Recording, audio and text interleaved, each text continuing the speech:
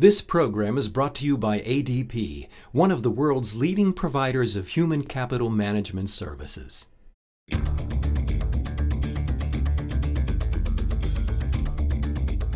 A business plan is the blueprint for your idea. A business plan gets investors interested in buying into your company, but most of all, it helps you think through your business idea so well that you've worked out all the kinks and you understand clearly what the value of your business truly is. This chapter will take you through the different aspects of creating a business plan. You have to have a business plan. So you can't get by on your good looks or a great idea. You need to show what your product plan is, your service plan, what your hiring plan is, your uses of capital, how you're going to spend it, what your growth trajectory is, what the market estimate is, what the market appetite is, how you can figure out where you are relative to the competition who may exist in your space. And once you've nailed all those down, you have a much higher likelihood of soliciting capital, because at the end of the day, you're asking people to give you their money to help you realize your dream. So if the dream isn't fleshed out very well with a very solid plan, it's unlikely that people are going to give you the money you're looking for. Writing a business plan, even if you're not trying to get investors, is kind of a viability study. Is my idea going to work? Does it make sense? Veterans say, oh, well, I want to start a company because I know that I could get set-aside contracts at the, from the government. And to me, that's really not a business proposition. A business idea comes out of, a passion or a skill set and expertise, and really, is something ultimately that people need, or that the government needs. And so it's, it's about creating a value proposition. You've got to be the subject matter expert, because initially you will sell yourself to a client.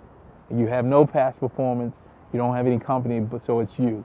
So you've got to bring the right skills, and hopefully it's in a niche area that you can capitalize on. Many great ideas have already been had. So even though you think that you are unique and you're coming to the market with the first one, a search on things like patents or patents pending may reveal that what you're thinking of is already out there. There's a lot of research involved with doing a business plan.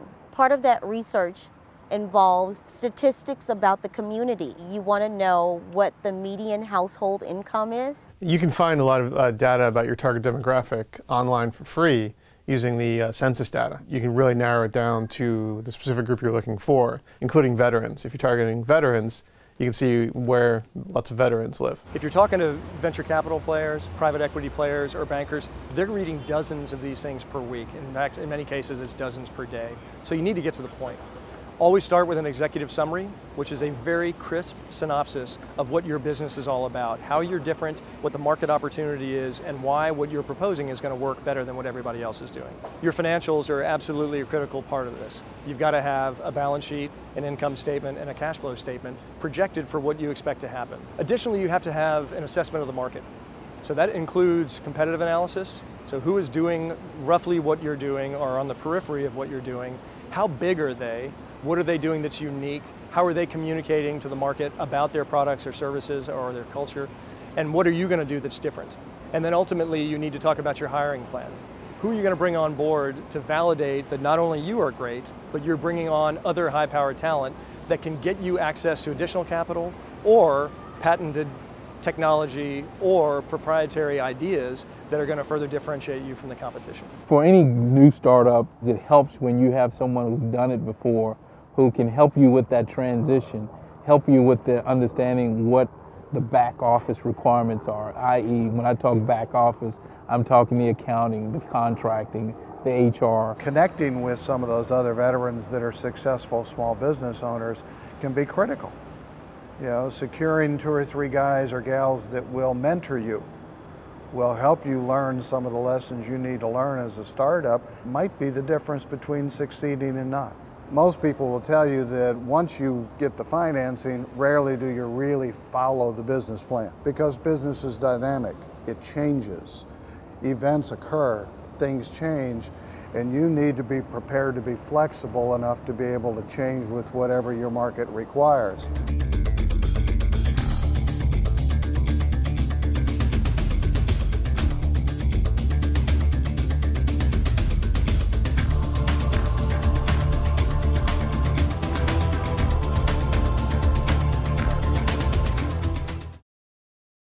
For more information about how ADP gives back to our communities, please visit adp.com.